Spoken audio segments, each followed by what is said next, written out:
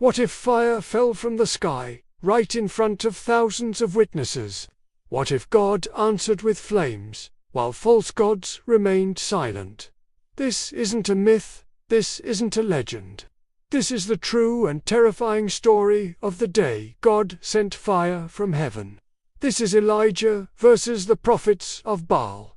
Imagine a land under a curse. For 3.5 long, agonizing years, not a single drop of rain had fallen from the sky. The once mighty rivers had dwindled to dusty cracks in the earth.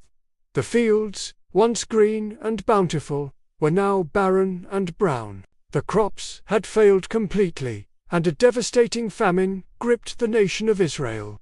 People were starving. The land itself seemed to be dying. But why? What had caused this catastrophic drought? The answer lay at the very top, with the nation's leadership. King Ahab, the ruler of Israel, and his wicked wife, Queen Jezebel, had turned their backs on the God of their ancestors.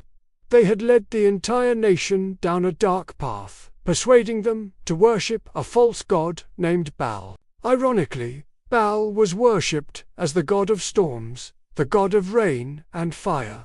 Yet, under his supposed reign, the land withered. The people were caught in a spiritual tug-of-war, torn between two conflicting beliefs.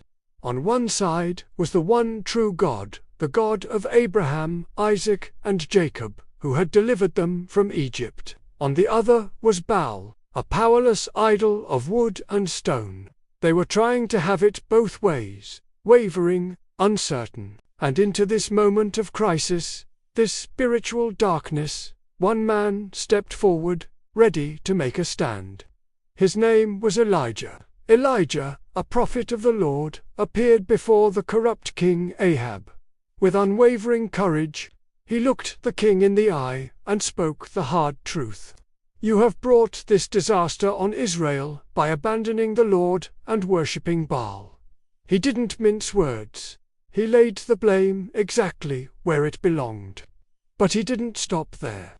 Elijah then issued a fearless, public challenge. He declared to Ahab, "Now gather all of Israel and meet me on Mount Carmel, and bring with you the 450 prophets of Baal." The stage was being set for an epic confrontation, a spiritual showdown to end all showdowns. This wasn't going to be a quiet debate in the palace. This was a public spectacle to prove, once and for all, who the true God really is. So, thousands of people from all over Israel gathered on the slopes of Mount Carmel. The air was thick with tension and anticipation. On one side stood the 450 prophets of Baal, confident in their numbers and their royal backing, and on the other side Elijah stood completely alone. It was 450 against 1. Then Elijah turned to the massive crowd and his voice boomed across the mountain. "How long will you waver between two opinions? If the Lord is God, follow him. But if Baal is God, then follow him." His words cut through the air, demanding a decision. And the people answered with absolute silence. They had no response.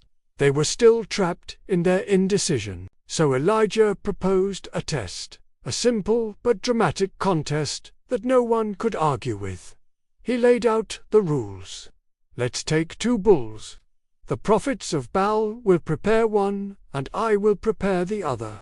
We will place them on 2 separate altars, on top of the wood. Then came the crucial condition, but we will not set fire to it. The challenge was clear.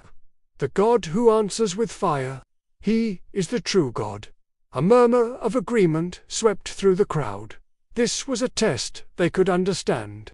This was a test they wanted to see. The people agreed. The prophets of Baal went first. They took their bull, prepared the sacrifice, and carefully placed it on their altar. Then, the bizarre ritual began. From morning until noon, they performed a frantic, chaotic dance around their altar. They shouted, they chanted, they screamed at the top of their lungs, over and over again, "O Baal, answer us, O Baal, hear us." They cried out to their god of fire to send the fire. But nothing happened.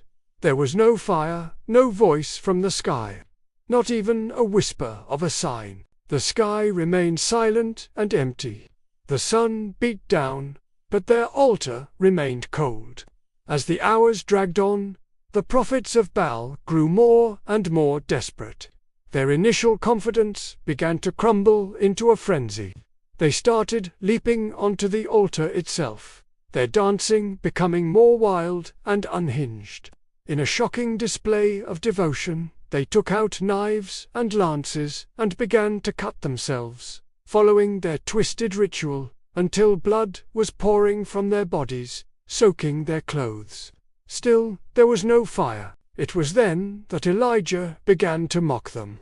His voice dripped with sarcasm as he shouted across to them, "Shout louder, perhaps your God is deep in thought. Or maybe he's busy or traveling. Maybe he's sleeping and needs to be woken up." His taunts spurred them on. They cried even louder, their voices hoarse with desperation. They cut themselves more deeply. But Baal remained silent, because false gods have no ears to hear, no voice to speak, and no power to act. Their God was nothing more than a lifeless statue. Finally, their time was up. Now it was Elijah's turn. He calmly walked over to the Lord's altar, which had been torn down and lay in ruins. He began to repair it, a symbolic act of restoration for the nation. He took 12 stones, one for each of the tribes of Israel, and carefully rebuilt the altar of God. He arranged the wood, prepared the sacrifice, and laid it on top. But then he did something completely shocking, something that seemed to make his task impossible. He ordered the people nearby to bring water. "Fill 4 large jars with water," he commanded, "and pour it on the offering and on the wood." They did as he said, but he wasn't finished. "Do it a second time," he said, and they poured another 4 jars. "Do it a third time," he commanded, and they poured the water again. The sacrifice was completely soaked. The wood was drenched. Water filled the trench he had dug around the altar and overflowed. From a human perspective, lighting this fire was now absolutely impossible. The stage was perfectly set for God to show his power. With the water still dripping from the altar, Elijah stepped forward, lifted his eyes to heaven, and prayed a simple, powerful prayer. He didn't shout or dance or cut himself. He just spoke to God.